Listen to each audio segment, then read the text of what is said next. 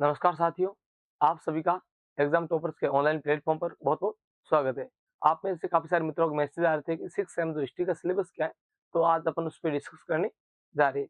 तो आपका ये सिलेबस है 6 सेम और हिस्ट्री का।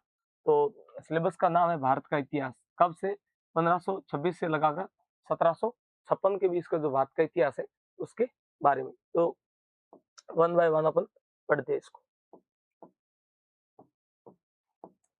इकाई एक है मुगल इतिहास के स्रोत और साम्राज्य की स्थापना, यानी कि मुगल इतिहास के बारे में अपन को मुगलों के बारे में कौन कौन से जो अ, साहित्य है या कौन कौन से जो पुरातात्विक स्रोत है जहाँ से अपन को मुगलों के बारे में पता चलता है और मुगल साम्राज्य की स्थापना किस प्रकार से हुई, इसके बारे में अपन को डिस्कस करना है।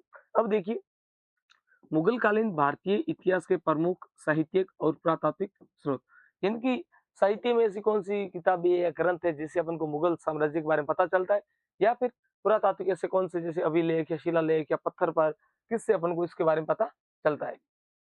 मुगल राज्य का उदय और सुदृढ़ीकरण, यानी कि मुगल राज्य का उदय, मुगलों का उदय कैसे हुआ, भारत में मुगल किस प्रकार से पले, किस प्रकार से फल फूले, उसके बाद में ये मजबूत किस प्रकार से हुई, इसके बारे में। बाबर की विजय और भारत की स्थापना, यानी बाबर की विजय हुई, बाबर किस प्रकार से भारत में विजय हुआ, कौन कौन से उसने युद्ध किए और उसके बाद में मुगल जो साम्राज्य था वो भारत में कैसे स्थापित हुआ।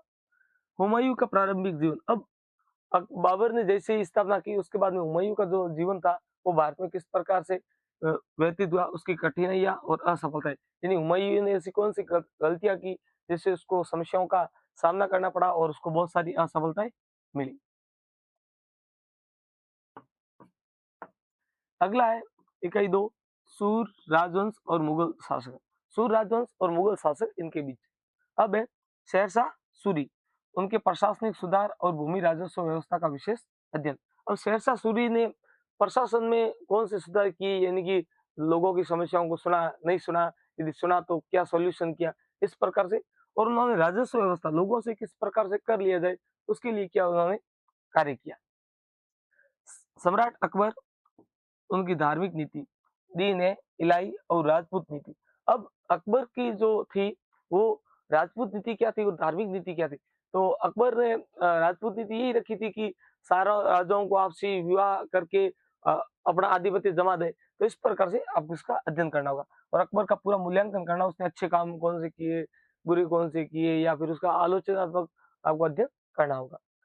जहांगीर का काल और नूरजहां की राजनीतिक भूमिका। अब देखिए, जहांगीर जो नूरजहां के आने के बाद जहांगीर पर क्या प्रभाव पड़े, या फिर इसका जो इंडियन हिस्ट्री है उस पे क्या प्रभाव पड़े, उसके बारे में आपको बताना है। जहांगीर, शाहजहां और औरंगजेब के शासनकाल की राजनीतिक इतिहास, यानी कि जो जहांगीर, शाहजहां और औरंगजेब इनके समय में जो राज्य व्यवस्था किस प्रकार से चली, कौन राजा बना, लोगों की क्या स्थिति थी, उसके बारे में बताना है।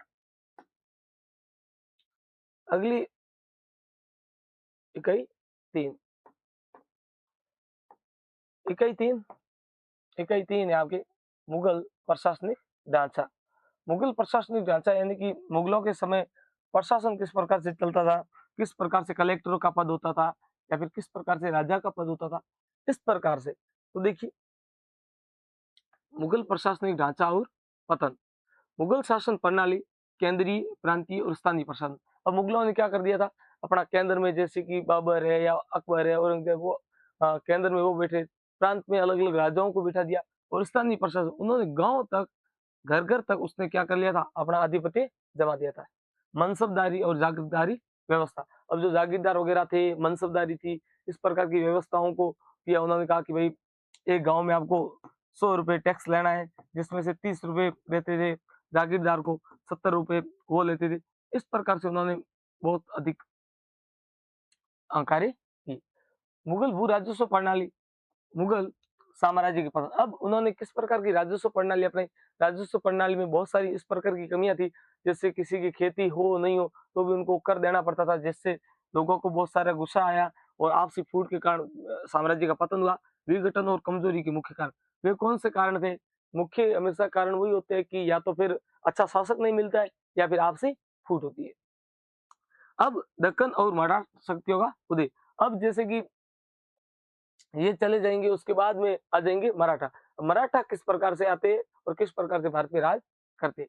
विजयनगर साम्राज्य का प्रशासनिक, सामाजिक और सांस्कृतिक ढांचा। अब देखिए हरि और बुक्का नाम दो भाइयों ने विजयनगर साम्राज्य की जो स्थापना की थी, तो उन्होंने विजयनगर साम्राज्य में प्रशासन किस प्रकार से चलता था, सामाजिक समाज में भगवान को, देवी देवताओं को किस प्रकार से मानते थे और उनकी संस्कृति किस प्रकार की थी, रहन सहन किस प्रकार का था, उसके बारे में बताना है।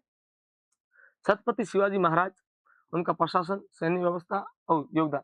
अब जो शिवाजी थे, शिवाजी ने प्रशासन को किस प्रकार से संभाला, सैन्य व्यवस्था उनके समय में अच्छी थी या खराब थी, उसके बारे में, और उनका योगदान क्या रहा, उसके बारे में। पेशवाओं के अधीन मराठा संघ का विकास। अब बाजीराव पेशवा आता है तो मराठा अपने आप में ग्रोथ करना शुरू कर देते हैं। अब नादिर शाह आक्रमण करता है, आक्रमण करने के बाद पानीपत का तीसरा युद्ध होता है और इसके कारण और परिणाम बताने। अब नादिर शाह जैसे आक्रमण करेगा, पानीपत का तीसरा युद्ध होगा और उसके बाद में जो क्या घटनाएं होती है उसके बारे में। इकाई 5, मुगल कालीन संस्कृति और धार्मिक आंदोलन। अब मुगलों ने अपनी संस्कृति किस प्रकार से आगे बढ़ाया और इससे फिर धार्मिक कौन कौन से आंदोलन हुए। मुगल काल में स्थापत्य कला, मुगलों के समय में कौन कौन सी स्थापत्य कला और चित्रकला को उन्होंने बढ़ावा दिया, यदि दिया तो किसने दिया, नहीं दिया तो किसने नहीं दिया, इसके बारे में बताना है। कर्मिक विकास, भारत में सूफीवाद का विकास और विभिन्न सिलसिले, मध्यकालीन भक्ति आंदोलन। अब भारत में जैसे कि मुगलों का जो शासन था तो उन्होंने सूफीवाद को बढ़ावा दिया, तो भारतीय संत महात्मा भी जागे और उन्होंने क्या किया, भक्ति आंदोलन को आगे बढ़ाया। इसके प्रमुख संत, अब भक्ति काल के प्रमुख संतों के नाम, सिद्धांत और सामाजिक प्रभाव। अब भक्ति काल के संतों ने किस प्रकार से हमारे धर्म को, हमारी संस्कृति को बचाया और आगे बढ़ाया, इसके बारे में बताना है। तो ये आपका जो सिलेबस था। अब यदि सिलेबस को आप अच्छे से पढ़ना चाहते हो तो इसके लिए हम लेके आए एग्जाम टॉपर का ऐप। एग्जाम टॉपर का ऐप, एग्जाम टॉपर के ऐप में मात्र आपको 50 रुपए में, कितने, 50 रुपए में आपकी जितनी सीरीज है सारी आपको सीरीज की पीडीएफ मिलेगी। इसके साथ में पुराने साल के पेपर मिलेंगे, इसके साथ में गेस्ट पेपर, पुराने साल के जो वीडियोस वगैरह है वो आपको बहुत कुछ, मात्र 50 रुपए। एक सीरीज के 50 रुपए नहीं, सारी सीरीज आपको 50 रुपए में मिल जाएगी। तो बिना देरी किए डिस्क्रिप्शन में लिंक है, एग्जाम टॉपर का ऐप डाउनलोड करें। आप सभी का बहुत बहुत धन्यवाद।